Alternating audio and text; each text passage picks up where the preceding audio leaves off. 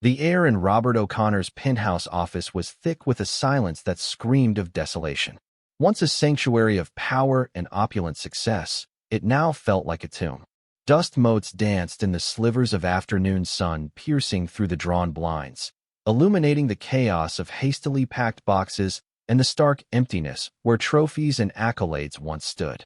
Outside, the cacophony of reporters' shouts and flashing cameras was a distant, yet piercing, hum, the soundtrack to his undoing. Below, police tape, bright yellow against the dull concrete, sealed the entrances of what was once Titan Industries, his empire. Robert, a man whose presence used to fill any room, now seemed to shrink into the plush leather of his chair. His gaze was fixed on the large-screen monitor embedded in the wall, now playing a loop of breaking news footage. On screen, his sister, Lydia, a woman once synonymous with unbridled privilege and haughty disdain, was being escorted, handcuffed, from a federal courthouse. Her face was a mask of shock and bewilderment, utterly stripped of its former arrogance. A flicker of something, pity, rage, crossed Robert's features before settling into a deep, crushing despair. It was impossible, unthinkable. How had it all come to this? An empire built over generations, a legacy of wealth and influence that seemed impenetrable, now crumbling to dust. He remembered the precise moment, a shard of memory, sharp and stinging. The glittering gala, the clink of glasses, the smug smile on Lydia's face as she tilted the wine glass, the crimson liquid arcing through the air, aimed squarely at Dr. Anya Sharma. A single, arrogant act. A spilled glass of wine. That was when it truly began. 6 months earlier, the ballroom of the St. Regis, New York, glittered with an almost aggressive opulence. Chandeliers cascaded light onto a sea of designer gowns and bespoke suits, illuminating faces that held the reins of global commerce. At the nexus of this power stood Dr. Anya Sharma, CEO of Ascendant Corporation. Her presence was understated yet undeniable, a quiet force amidst the boisterous confidence of the financial elite. Dressed in a sleek, sapphire blue gown that mirrored the clarity of her intellect, Anya moved with an effortless grace, her every interaction marked by precision and an almost surgical calm. Ascendant Corp, under her stewardship, had not merely innovated. It had redefined ethical technology, soaring to unprecedented heights while maintaining a reputation for unimpeachable integrity. Tonight was the culmination of years of strategic vision, the finalization of a $55 billion contract with Titan Industries, a deal that would solidify Ascendant's position as a global leader and open new markets in sustainable energy. Across the room, bathed in the same glittering light, were the O'Connors. Robert O'Connor, the patriarch of Titan Industries, was a man sculpted by generations of inherited wealth and unchecked power. His smile, perpetually plastered, never quite reached his eyes, which held a predatory glint. He exuded an air of effortless superiority, accustomed to deference and absolute control. By his side, his younger sister, Lydia O'Connor, was a more overt manifestation of their family's hubris. Her laugh, a little too loud, her diamonds, a little too ostentatious, and her gaze, a little too dismissive of anyone she deemed beneath her station. She moved through the crowd like a queen inspecting her subjects, her every gesture broadcasting a profound sense of entitlement. Anya observed them from a distance, a subtle furrow in her brow. She knew the O'Connors represented the old guard, the kind of entrenched power Ascendant Corp sought to modernize, ethically.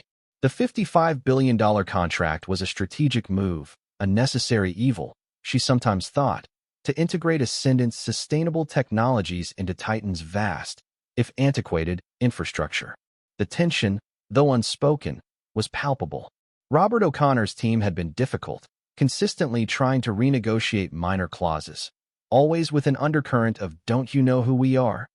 But Anya had held firm, her resolve a steel trap, her arguments always rooted in data and ethical principle. She was not intimidated. She never had been. The contract signing was mere hours away. The mood was electric, filled with anticipation and the thinly veiled rivalry that simmered beneath the surface of such high-stakes deals.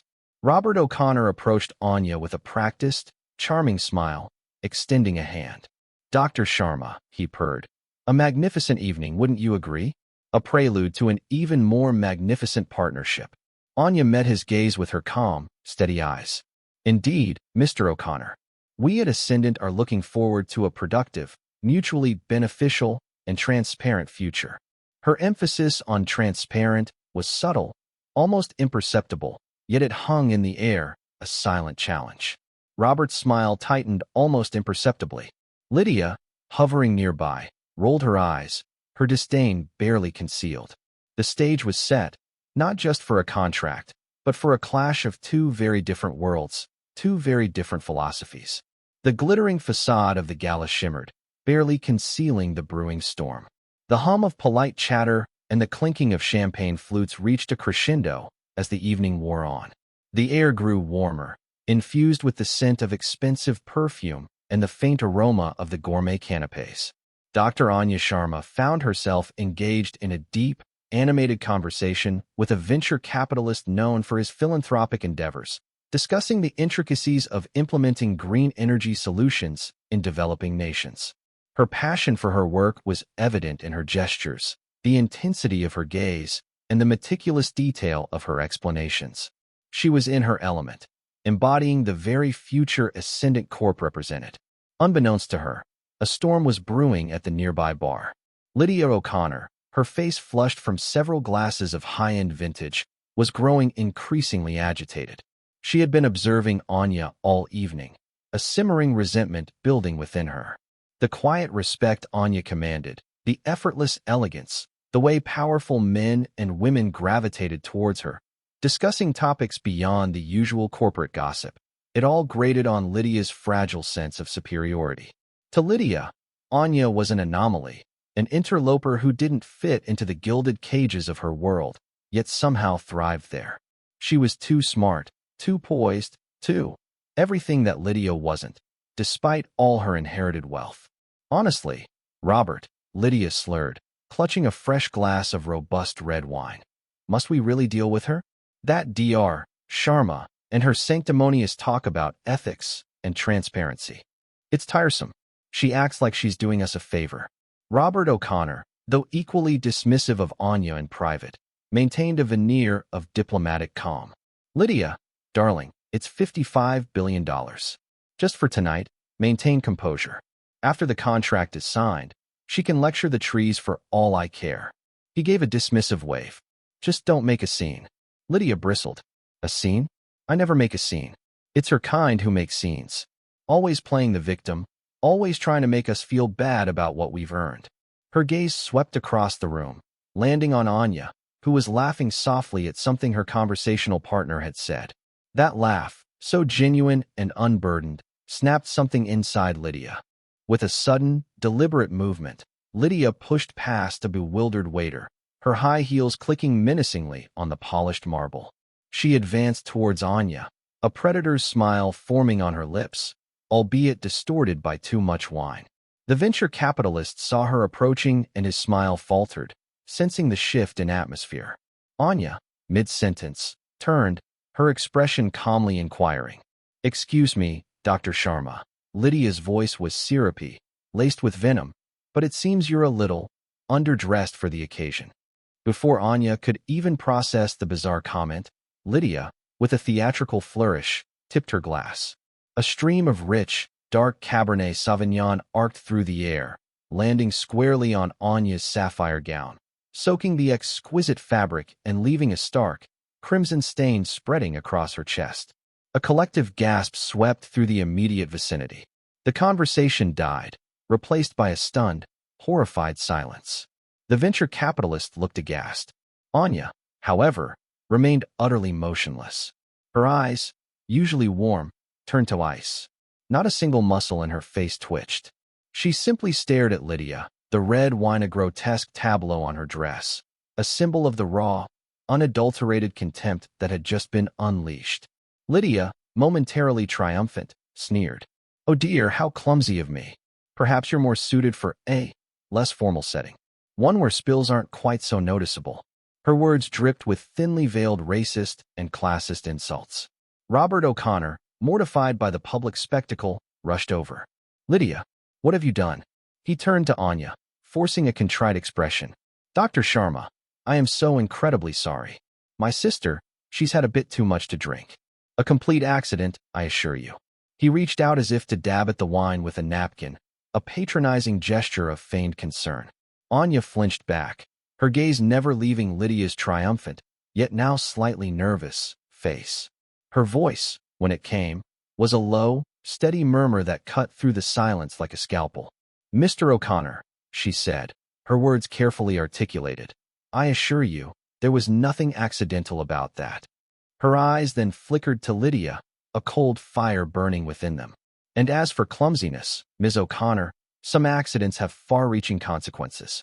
With that, Anya turned, her sapphire gown now stained crimson, and walked with unshakable dignity through the stunned crowd, leaving behind a silence heavier than any noise. Robert O'Connor watched her go, a knot forming in his stomach. Lydia, her initial bravado fading, suddenly felt a chill despite the warmth of the room. Neither of them understood the true magnitude of what had just transpired. The spilled wine was not just an insult, it was a declaration of war. The luxurious suite at the St. Regis, usually a sanctuary of calm, felt charged with an almost palpable stillness. Anya stood before the full-length mirror, slowly unzipping her wine-stained gown. The crimson blotch, now drying to a darker, almost bruised hue, seemed to mock the elegance of the fabric. Her reflection revealed no outward emotion, no tears, no trembling, no visible anger. Only a profound, chilling resolve settled over her features. She peeled off the dress, dropping it into a laundry bag with a quiet thud, as if shedding not just fabric, but the last vestiges of tolerance. She changed into a simple, dark pantsuit, the epitome of professional understated power. Her movements were economical, precise. This wasn't about personal vengeance, it was about systemic justice. The incident with Lydia O'Connor was not just a rude slight. It was a glaring, public manifestation of the arrogance, privilege, and outright contempt that Anya suspected lay at the core of Titan Industries. The $55 billion contract, once a strategic imperative, now felt like a compromise too far, a betrayal of Ascendant's own ethical charter. Settling at the ornate desk, Anya bypassed the standard corporate communication channels. Instead, she retrieved a secure, encrypted satellite phone from a hidden compartment in her briefcase. Its design was utilitarian, its purpose singular. She dialed a number from memory, a sequence known only to a select few. The call connected after a few rings, answered by a crisp, professional voice. Taurus 1, the voice stated. This is Orion. Initiate Protocol Phoenix. Anya's voice was calm, almost detached, yet each word carried the weight of an irreversible decision. Confirmed, Orion. Phoenix Protocol initiated. What are the parameters? The voice replied, now with a hint of urgency. Target, Titan Industries, O'Connor family specifically. Scope, comprehensive. Begin with the catalyst event from this evening, the St. Regis Gala, Ms. Lydia O'Connor. Expand to all financial, environmental, and labor practices of Titan Industries over the last 2 decades. I want a full, unvarnished forensic audit. No stone left unturned.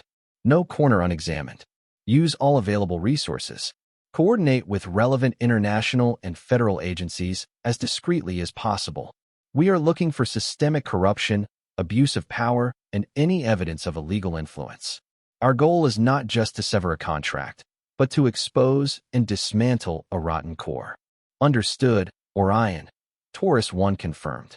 Estimated time for initial report. Accelerated timeline. I want preliminary findings within 72 hours. Full operational report within 2 weeks. And Marcus, Anya added, her voice dropping slightly. Ensure absolute discretion. This investigation must proceed like a ghost in their system until we are ready to strike.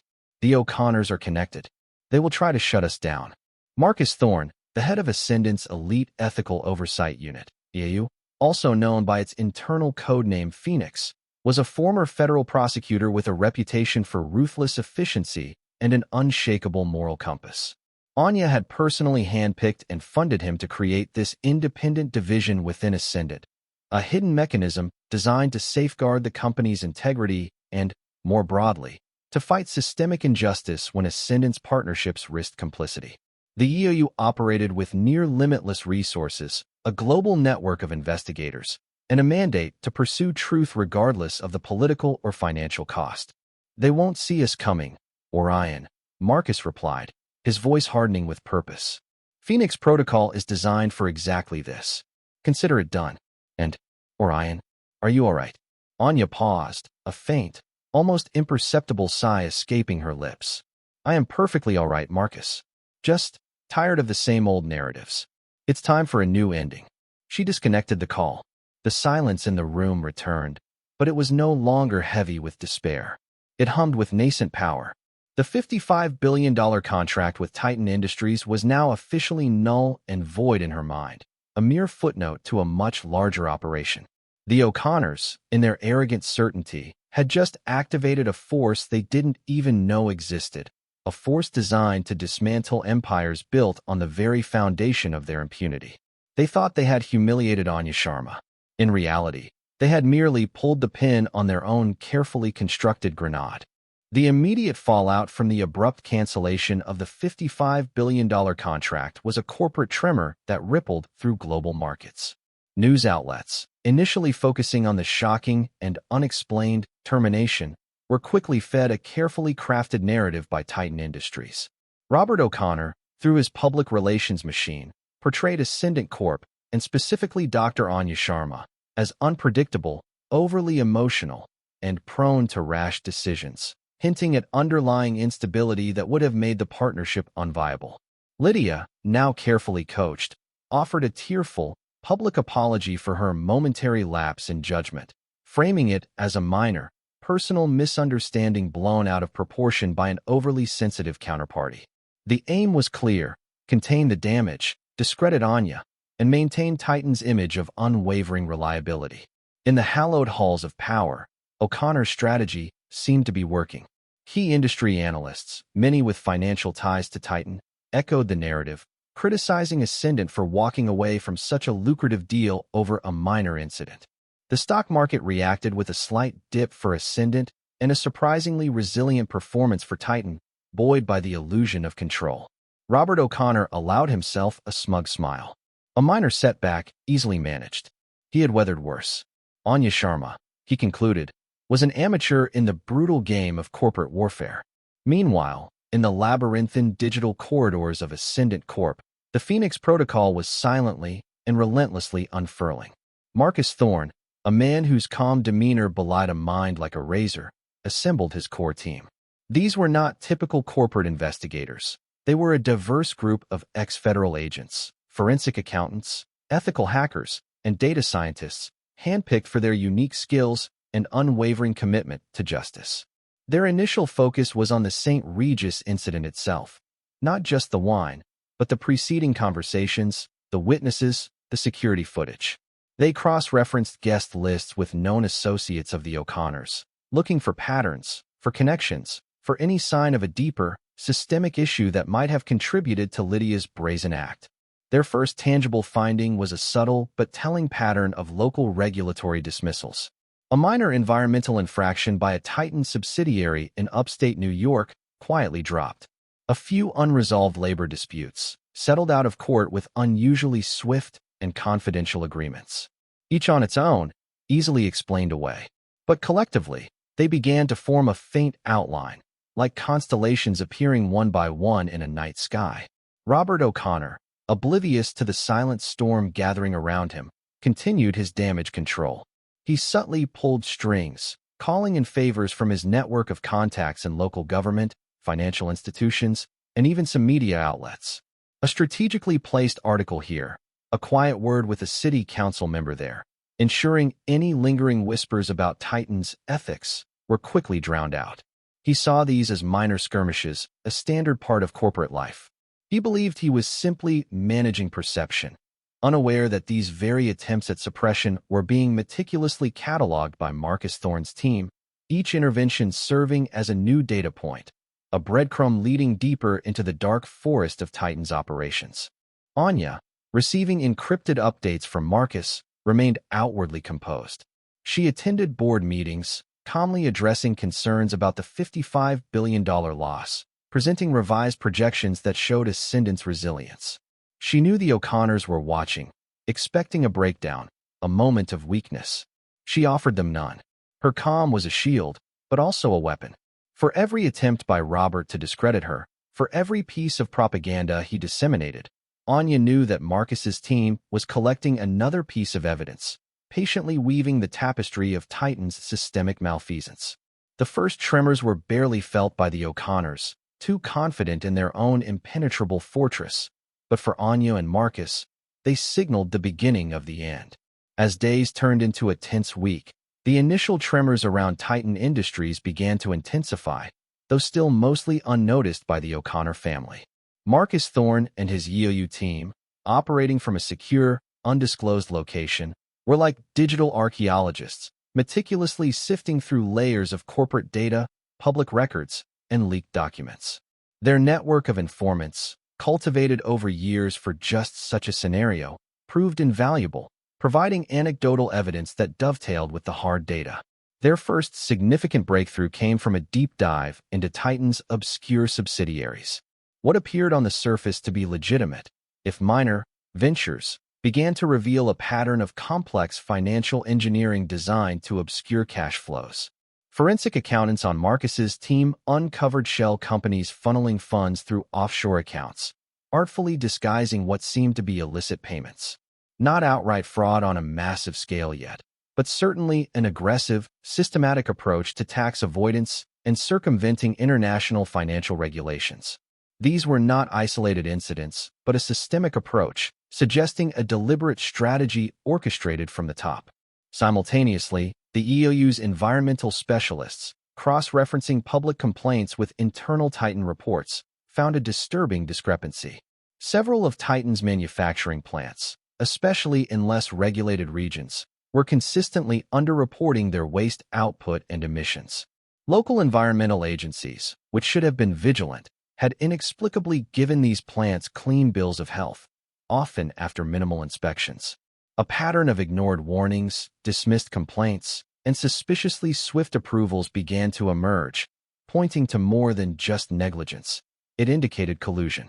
The O'Connors, meanwhile, were stepping up their defensive strategies, completely unaware of the true depth of the EOU's reach. Robert O'Connor, now genuinely irritated by the persistent nuisance of Ascendant's inquiries, escalated his attempts to discredit Anya.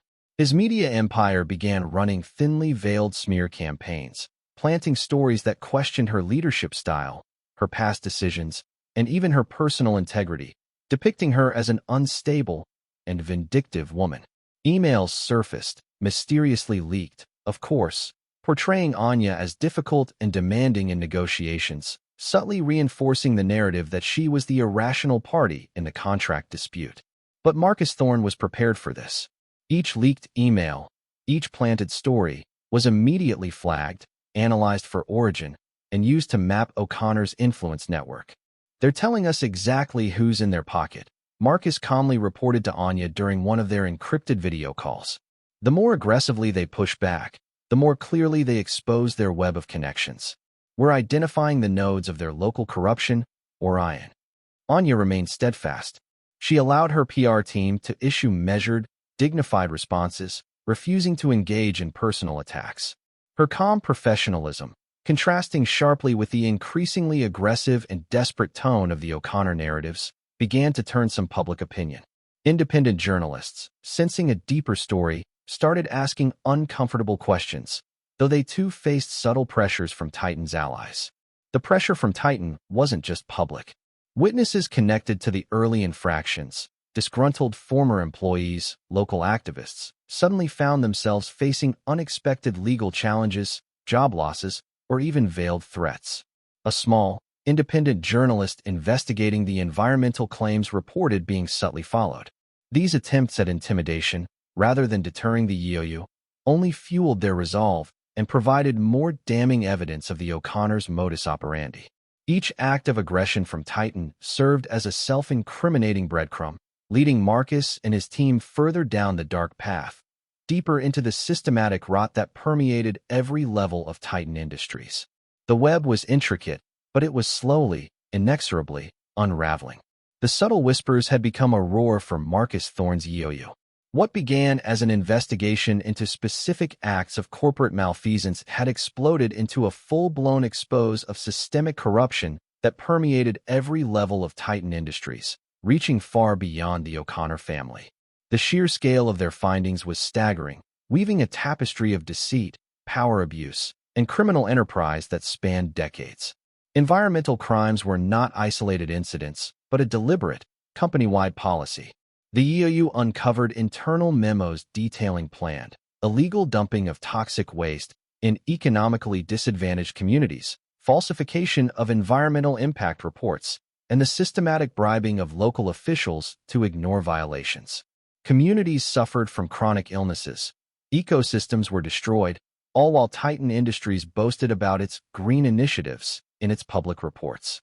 Evidence included encrypted communications between high-ranking Titan executives and local environmental agency heads, detailing specific payoffs and quid pro quo arrangements.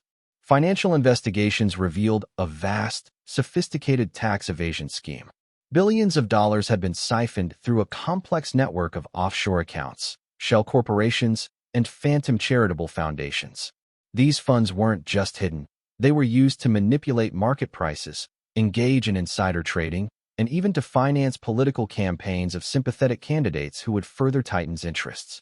The forensic accountants traced untraceable cash payments to the highest echelons of local and state government, exposing a deep-seated web of political influence bought and paid for by the O'Connors.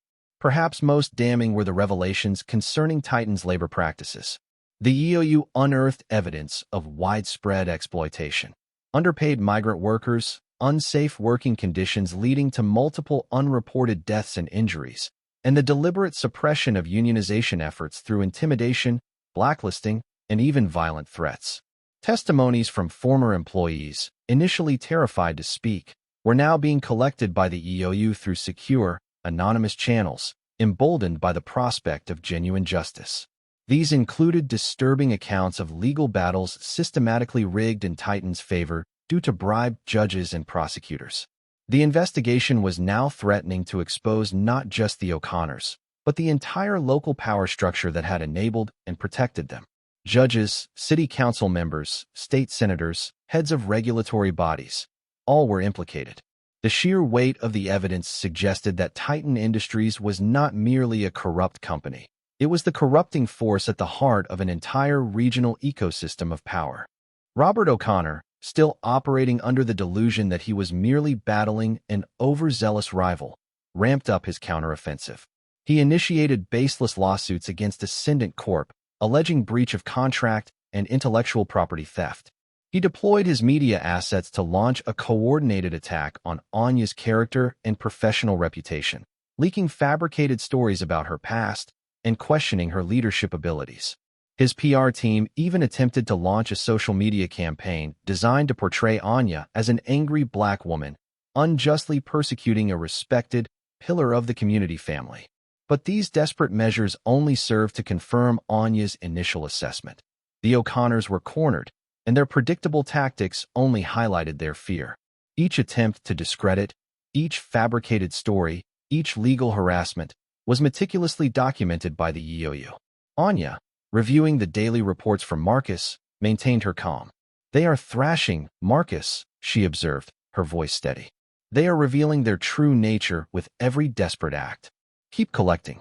The local authorities, initially slow to react and seemingly complicit, were now starting to feel the indirect pressure. Anonymous tips, containing carefully curated fragments of the EOU's findings, began to land on the desks of federal agencies and international anti-corruption bodies, entities far beyond the reach of the O'Connors' local influence. The wall of silence and protection around Titan Industries, once impenetrable, was developing cracks, and through those cracks, the cold light of justice began to seep in. The game had moved beyond a simple corporate dispute. It was now a full-scale battle for the soul of the justice system itself. The unyielding pressure from Ascendant's elite ethical oversight unit, EOU, though still largely covert, began to manifest as an acute, debilitating anxiety for Robert O'Connor. The facade of control he had so meticulously maintained for decades was starting to crack under the strain. What he initially dismissed as a vindictive CEO's pet project was now behaving like an unstoppable, shapeless entity, dissecting his empire with surgical precision. The continuous, low-level flow of inquiries, the unexpected subpoenas hitting his most trusted lieutenants, the sudden coldness from former allies, it all painted a chilling picture. His attempts to leverage his influence were failing. Calls to his usual contacts in government and the judiciary were met with polite, but firm, deflections. "It's out of my hands, Robert," one high-ranking official mumbled, his voice uncharacteristically nervous. "Federal interest. Can't touch it." This phrase, federal interest, repeated by several contacts, sent a jolt of genuine fear through Robert. His local network, once his impenetrable shield, was proving porous against a higher, unseen power. Driven by a growing sense of panic, Robert began to make critical, uncharacteristic errors. He greenlit a desperate, reckless plan to hack into Ascendant Corp's servers, hoping to uncover damaging information about Anya Sharma or the EOU itself. His security team, accustomed to local, less sophisticated targets, severely underestimated Ascendant's cybersecurity infrastructure. The attempt was not only futile but meticulously logged by Ascendant's own advanced threat detection systems. Every digital footprint, every IP address, every code signature was captured, providing the EOU with irrefutable evidence of corporate espionage and attempted data theft. Lydia O'Connor, meanwhile, was spiraling. The carefully curated public apology had done little to quell the rising tide of scrutiny, and the public, now sensing a deeper story, began to turn against her. Her social media was inundated with harsh criticism, her privileged life suddenly under a microscope. Consumed by rage and fear, she acted out, escalating her erratic behavior. She made several drunken public appearances, ranting incoherently about cancel culture and unprofessional gold diggers, only to be recorded and further fuel the negative perception of the O'Connor family.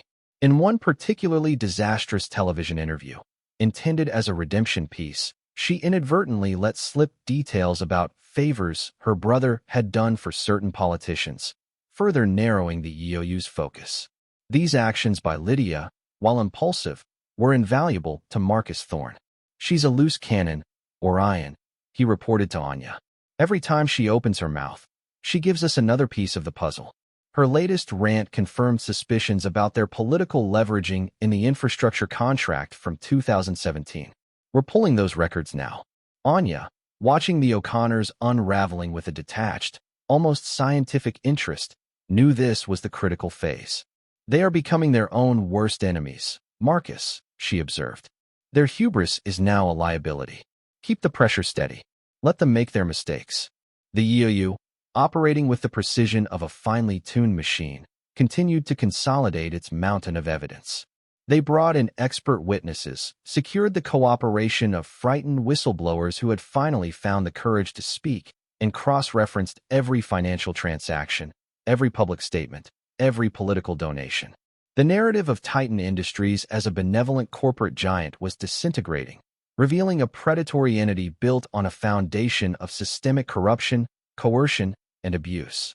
The O'Connors, blinded by their ingrained sense of impunity, were digging their own graves with every frantic, desperate attempt to save their crumbling empire, unaware that their every move was simply adding another nail to their coffin. The silent war was almost over. The public reckoning was imminent. The air in the EOU's command center crackled with focused energy.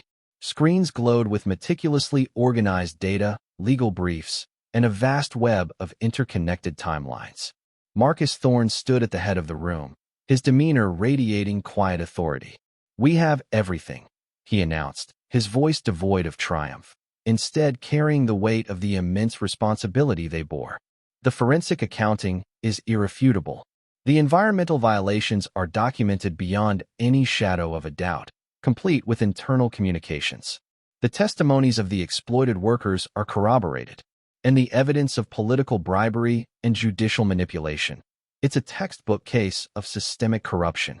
The attempted cyber attack by Titan Industries had been the final, crucial piece of the puzzle. Not only did it confirm their malicious intent, but it also provided a backdoor through which the EOU's ethical hackers had gained access to a trove of previously encrypted data, incriminating emails, off-the-books financial ledgers, and even audio recordings of sensitive conversations. The O'Connors, in their desperation, had unwittingly opened the floodgates. Anya Sharma joined the team via secure video link, her image projected onto the main screen.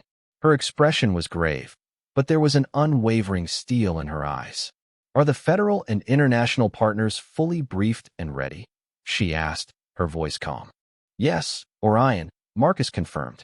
"The Department of Justice, the Environmental Protection Agency, the International Criminal Court's Financial Crimes Division, and even Interpol are on standby. They've reviewed the preliminary evidence, and the scale of it has shocked even them. The local authorities, compromised as they are, will be bypassed entirely. This will be a coordinated, high-impact strike, executed simultaneously across multiple jurisdictions. The plan was for a series of simultaneous arrests, asset freezes, and search warrants, designed to prevent any last-ditch attempts by the O'Connors to destroy evidence or flee. Legal teams were preparing multi-layered indictments that would target not just Robert and Lydia O'Connor, but also the network of corrupt officials, complicit executives, and professional enablers who had propped up their empire for decades. The media strategy was equally precise: a single, comprehensive press conference, delivering all the evidence at once, leaving no room for counter-narratives or spin.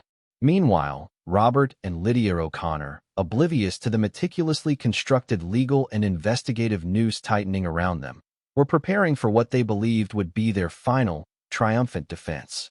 Their high-priced legal team, accustomed to winning through obfuscation and leveraging O'Connor's influence, had assured them that any public hearings would be mere formalities. A show trial for public consumption, nothing more. Their lead attorney, a man with a reputation for winning unwinnable cases, had confidently stated, "We have the judges, we have the media contacts, and we certainly have the money. This Ascendant Corp is simply a minor annoyance that will be swept aside." Lydia, regaining some of her bravado, was even planning her comeback interviews, eager to paint herself as a victim of corporate bullying. Robert, though still feeling a gnawing unease, had convinced himself that his connections would ultimately protect him. He believed he had insulated himself sufficiently, that his layers of influence and wealth were impenetrable. He saw the upcoming hearings as an opportunity to publicly humiliate Anya Sharma, to reclaim his family's tarnished reputation through a display of unassailable power. Anya closed her video link, a quiet sigh escaping her. She looked out her office window at the bustling city below, a city that had long been under the invisible thumb of men like Robert O'Connor. The arrogance, the certainty of impunity, it was a sickness that festered at the heart of power. But tonight, that sickness would finally face its cure. The stage was set.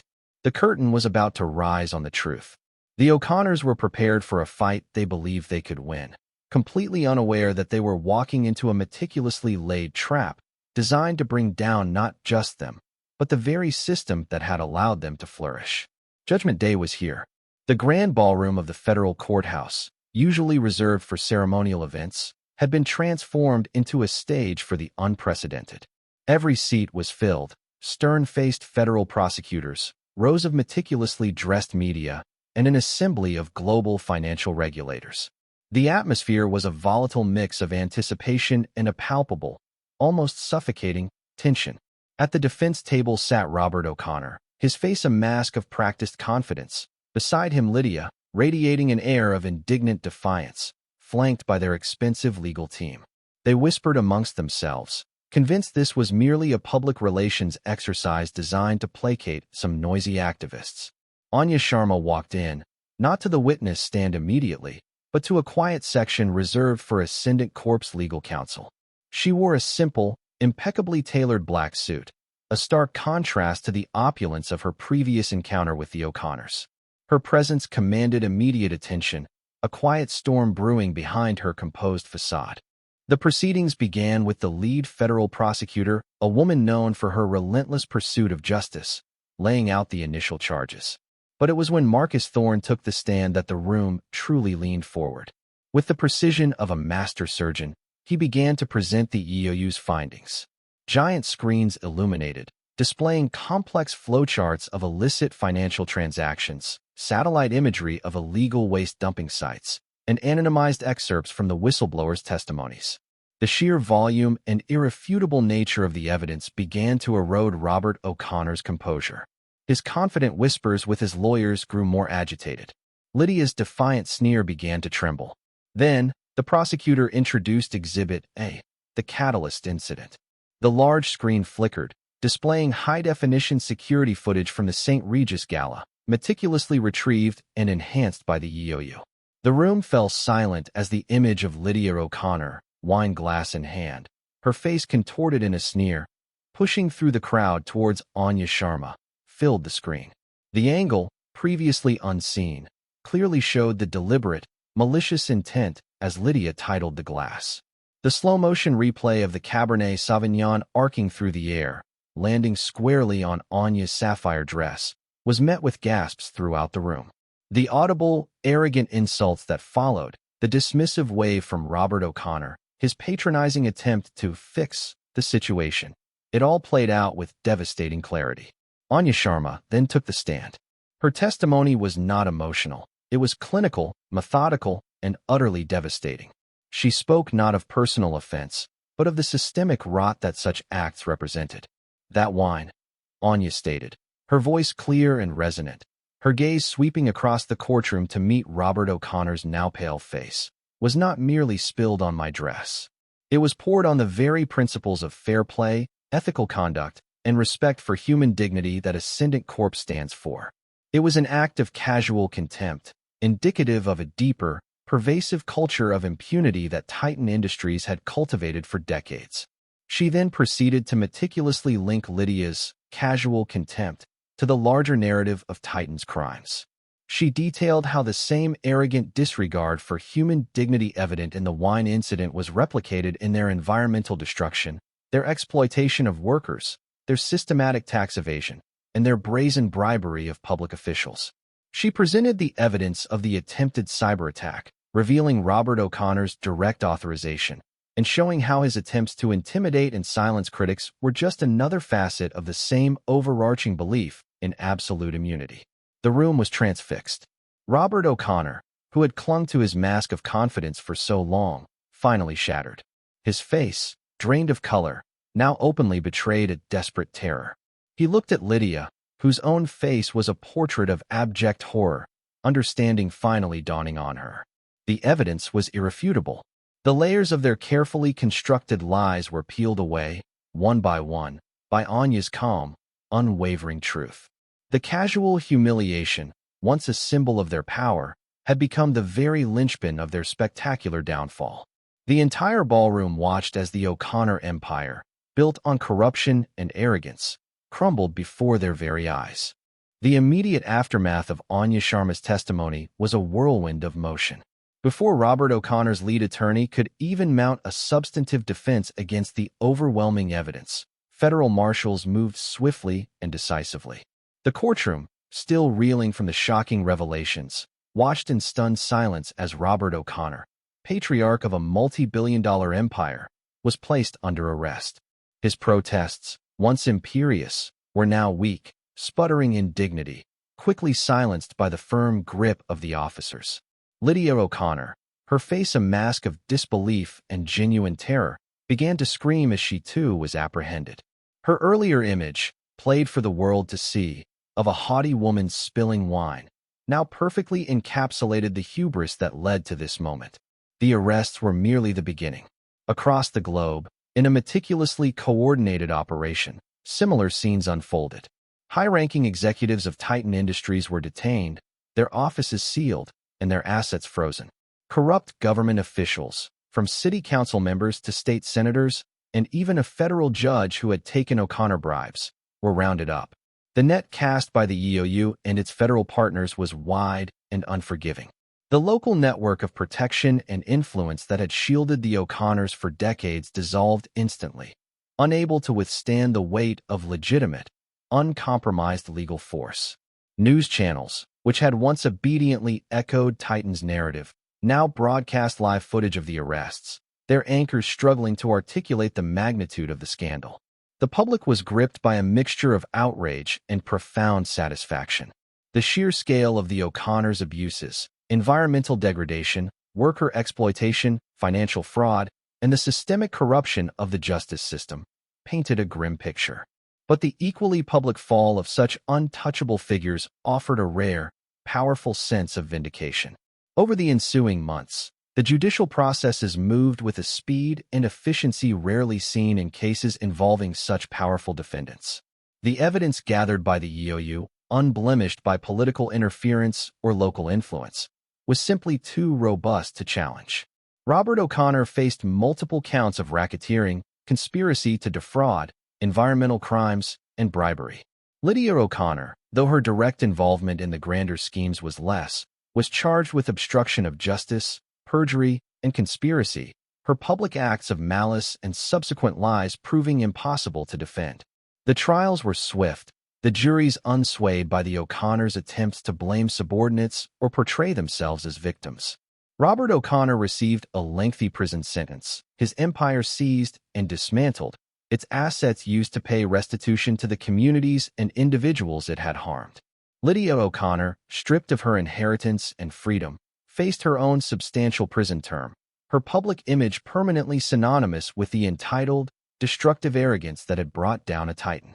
Their once impenetrable fortress of wealth and influence had not only been breached, but utterly razed. The judgment was not just legal, it was moral, absolute, and delivered with the resounding force of true justice. The system, once bent to their will, had finally, definitively, broken them. The courtroom doors closed on the final verdict, and a new, cleaner silence settled over the city. Anya Sharma stood on the steps of the federal courthouse, not amidst the clamoring reporters, but off to the side, observing the last of the news vans packing up. She felt no exhilaration, no triumphant glee. In the weeks and months that followed, the true legacy of her actions began to take shape. The dismantling of Titan Industries sent shockwaves through the corporate world, serving as a stark, undeniable warning against unchecked power and systemic corruption. The case became a landmark, studied in business schools and law schools alike, a powerful testament to the fact that no entity was truly above the law. Inspired by Ascendant Corp's elite ethical oversight unit, other major corporations began to implement similar independent oversight bodies, realizing that true, long-term stability came from integrity, not from influence peddling. The Phoenix Protocol became a new gold standard in corporate governance, a symbol of proactive, self-regulating justice. Anya used the momentum to drive meaningful systemic change. She testified before congressional committees, advocating for stronger whistleblower protections, stricter environmental regulations, and more robust anti-corruption laws. Her calm, data-driven arguments, backed by the undeniable evidence from the Titan case, were impossible to ignore. New legislation was passed, closing legal loopholes that the O'Connors had so expertly exploited. Ascendant Corp, far from suffering from the loss of the $55 billion contract, thrived. Its reputation for unshakable integrity attracted a new wave of investors, partners, and the brightest talent in the industry, all eager to be part of a company that had proven its commitment to its principles. Anya had demonstrated that ethics and profitability were not mutually exclusive. In the long run, they were inextricably linked.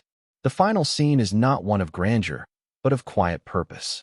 Anya is in her office, months later, reviewing a proposal for a new green energy initiative in one of the very communities that Titan Industries had once poisoned. Her focus is absolute, her expression serene. The memory of the spilled wine, the public humiliation, has faded, not into oblivion, but into a single, clarifying data point, the catalyst that had not defined her, but had merely activated a process of necessary change. The story ends not with a celebration of a fallen enemy, but with the quiet, determined work of building a better, more just world. The viewer is left with a profound sense of catharsis, the deep, satisfying knowledge that justice, when wielded by a calm, strategic, and unwavering hand, can not only punish the unjust, but can also pave the way for a new, more hopeful beginning.